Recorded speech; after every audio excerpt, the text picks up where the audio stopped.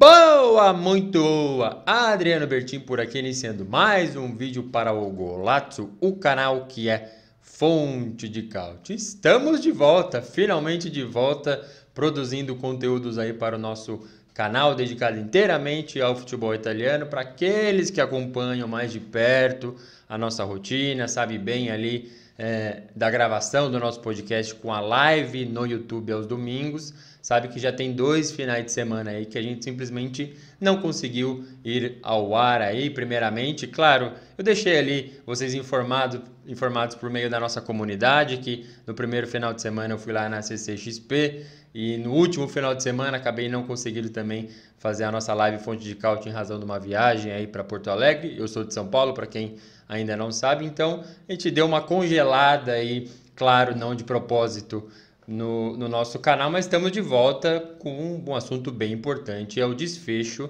da Champions League, pelo menos no ano de 2023, estamos aí final aí do ano, dezembro já quase na sua metade, e não teremos mais jogos de Champions League porque a fase de grupos acabou.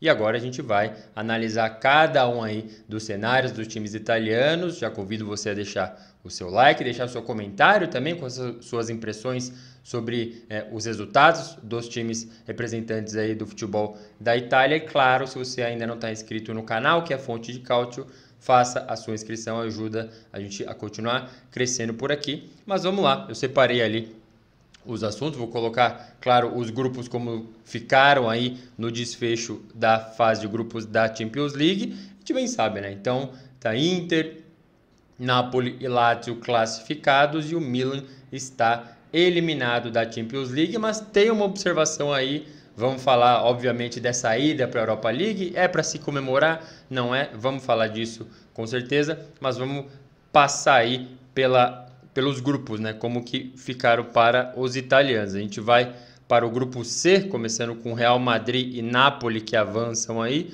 Napoli ficou na segunda colocação, perdeu 2 jogos no grupo exatamente para o Real Madrid, que venceu todos os jogos que disputou. Então o Napoli passa na segunda posição, a Inter também passou na segunda colocação, ficou atrás da Real Sociedad, as duas equipes com 12 pontos, mas nos critérios os Nerazzurri ficaram para trás aí na segunda colocação, vou falar bastante disso. A gente avança para o grupo E, o Atlético de Madrid liderou com 14 pontos e a Lazio ficou na segunda posição com 10, mas avança para as oitavas também.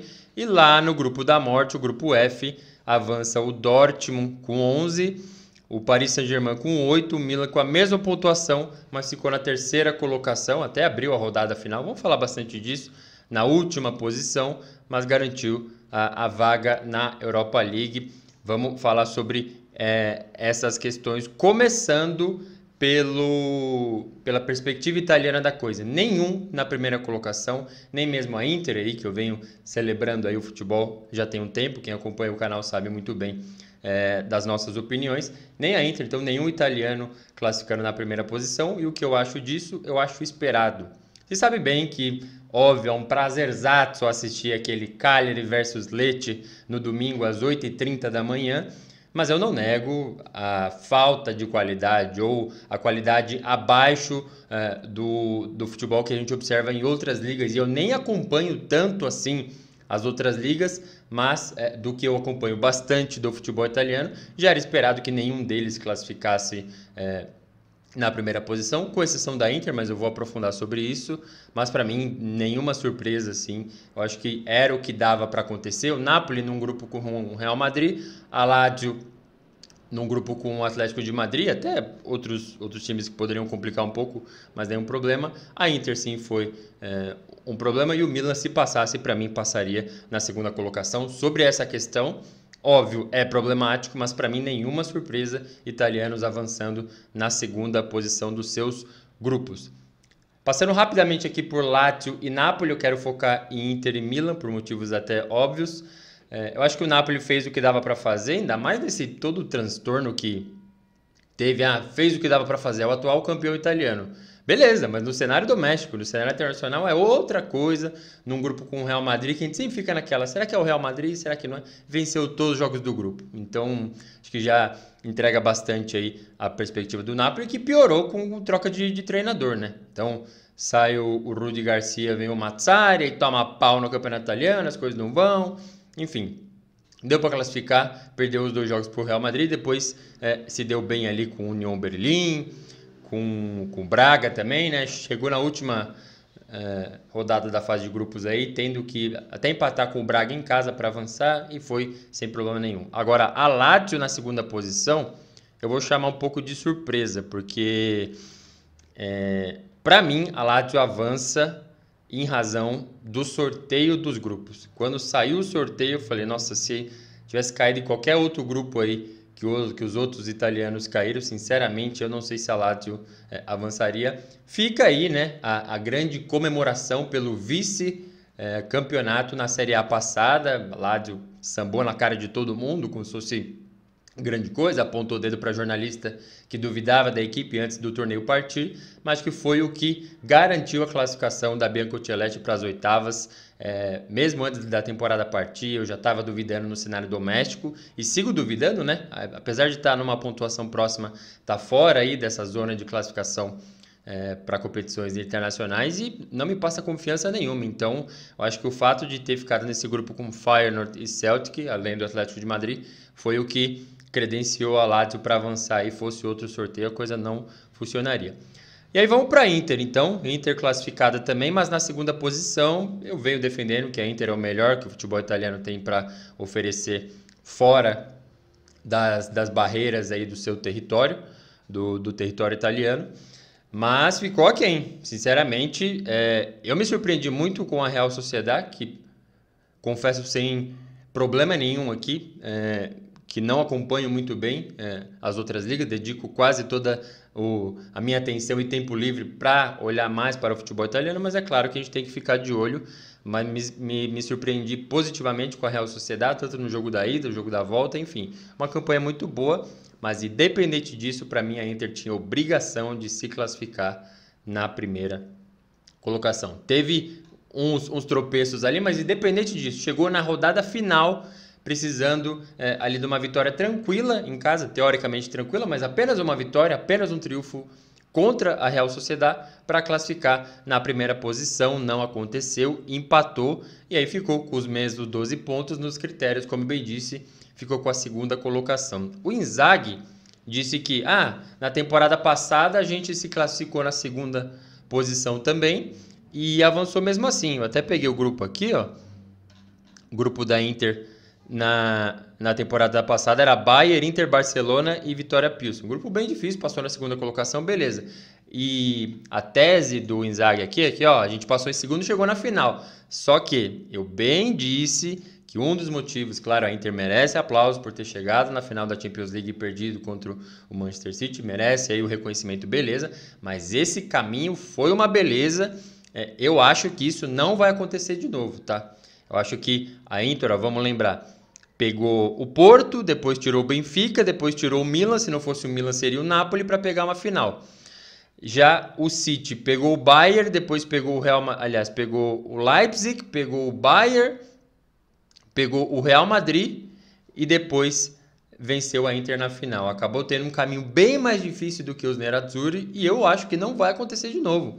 Sim, já dando uma espetada no Milan aqui, já não tem o Milan para você pegar numa semifinal. É derby, beleza, mas assim, passou tranquilo. Se não fosse o Milan, seria o Napoli. Então assim, para mim fica bem evidente que o caminho favoreceu bastante aí o time da Inter e celebrar, ou meio que tentar dar uma justificativa, a gente ficou em segundo e chegou, agora vai rolar de novo. Eu acho que assim, já tende a complicar logo nas oitavas e ao escalar. E aí vem a crítica, né? Reconheço que o elenco da Inter é muito bom, o Inzaghi também, mas assim, opção dele começar com todos os titulares ali, em tese titulares no banco, e aí a coisa não foi acontecendo, tentou pôr os caras para jogar e não aconteceu. Eu acho que vai custar muito caro essa não classificação na primeira posição que estava na mão. Não era uma vitória fácil, mas poderia acontecer jogando em casa. Então acho que essa é a análise da Inter. E aí chega finalmente no Milan, né, que acho que é um pouco complicado de analisar, porque as circunstâncias do Milan ao longo da temporada, né, a gente já vem denunciando,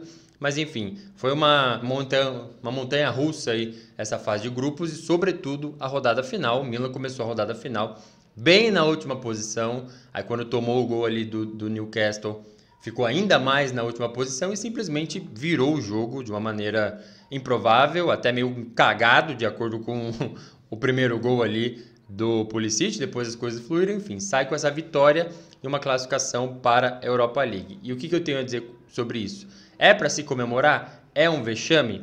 Vocês sabem que eu sou bem mais crítico aqui do meu lado e para mim, sim, é um vexame o Milan não ter se classificado para as oitavas da Champions League. Eu acho que não é só vexame, a gente tem que digerir esse prêmio aí, essa bonificação, né, de ter ficado na terceira colocação, ok, mas eu mantenho a minha crítica inicial, primária, a principal, é que sim, foi um vexame para o Milan, porque quando saiu o sorteio, beleza, grupo da morte, PSG, Dortmund, Newcastle, sem dúvidas é o grupo da morte.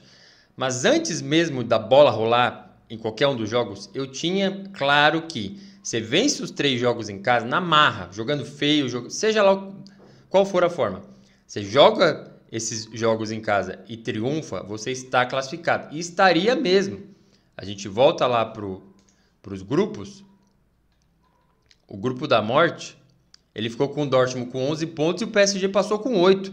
Se você faz 9 pontos ganhando os 3 em casa e toma 3 goleadas, toma 5-0 do Dortmund, do Newcastle e do PSG fora, teria classificado mesmo assim.